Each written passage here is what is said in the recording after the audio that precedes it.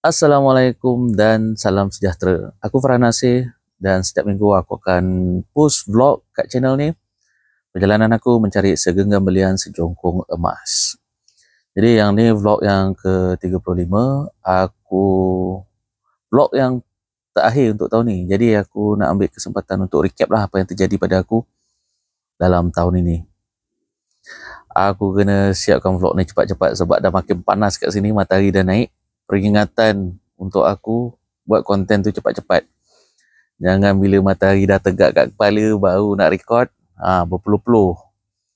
Jadi, sambung balik cerita tadi.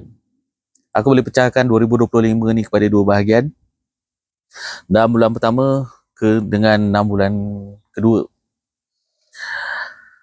Yang dalam 6 bulan pertama ni, aku tak ada terfikir pun nak masuk dalam dunia emas. Aku dalam dunia Web3. Sebelum-sebelum ni, aku ada terlibat dengan satu startup lah. Dia menggunakan teknologi blockchain untuk buat tokenized gold. Dan aku tak pandai tentang teknologi ni. Aku bukan programmer.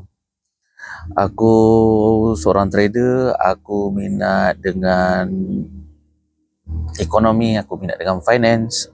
Itu aku. Jadi bila aku dah resign, aku masih berminat dengan vision startup tu. Jadi aku ambil keputusan untuk mendalami lah dunia Web3 ni. Aku tengok lah orang-orang dia macam mana, how the game is played, kan. Maksudnya dalam dunia Web3 ni dia ada culture dia tersendiri, which is quite interesting. And aku pun ada buat projek Web3 aku sendiri. Contoh ini yang korang tengok aku selalu pakai t-shirt ni kan, Skat Ape ni kan. Inilah brand aku sendiri ni. Jadi aku terfikir nak buat satu pilot program lah. Aku buat projek aku macam mana nak gunakan NFT dan coin untuk expand business. Maknanya untuk kita gunakan sebagai cara nak develop community kita. Kan? Sebab kita boleh gunakan the ownership of the token tu menggantikan loyalty points. Maknanya the token is a loyalty program for the business lah. And of course lah ada kelebihan lain yang boleh digunakan, dimanfaatkan. Cuma terlalu banyak kekangan. And plot twist dia ialah aku terklik satu phishing link, and then wallet kripto aku tu kena hack dan habis.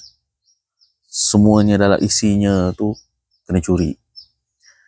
Itulah plot twist aku dalam yang mengubah, yang buat aku keluar daripada dunia kripto, aku masuk ke dunia emas. Okay? Tentang projek aku tidurkan kejap.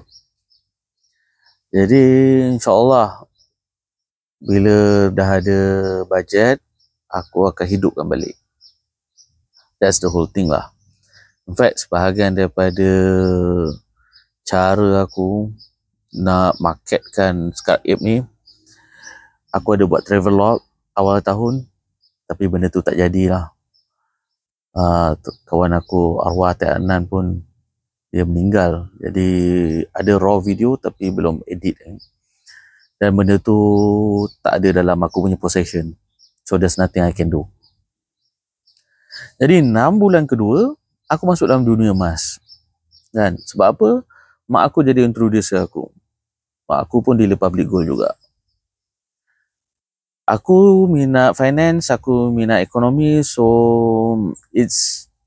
aku tahu peranan emas dalam kewangan lah. Dan good thing aku boleh gunakan apa yang aku tahu tu sebagai konten. Aku dah lama nak jadi content creator. Cuma sebelum ni aku ingat aku nak jadi content creator travel. Nak buat travel log kan. Sebab aku minat travel. Jadi aku fikir aku nak jadi nomad, aku nak pergi ke sana ke sini buat konten macam orang lain. Travel tu adalah satu pekerjaan.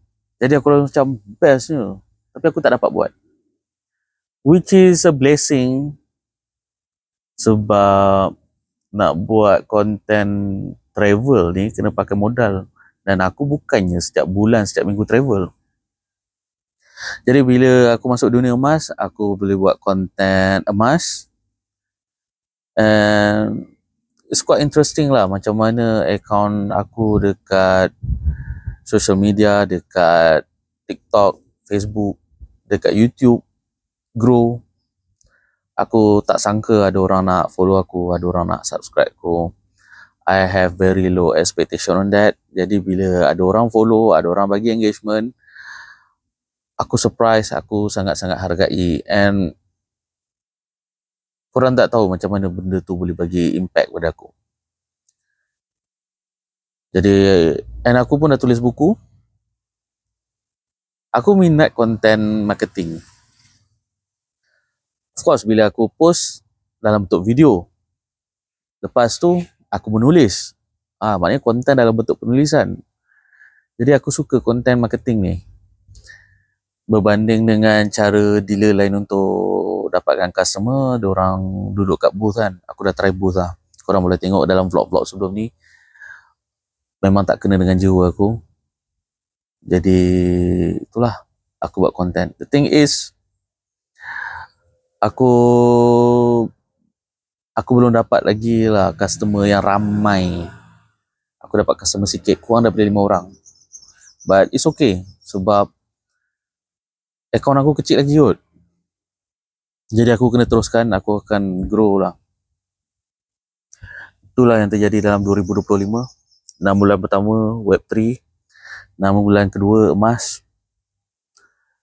Quite an experience.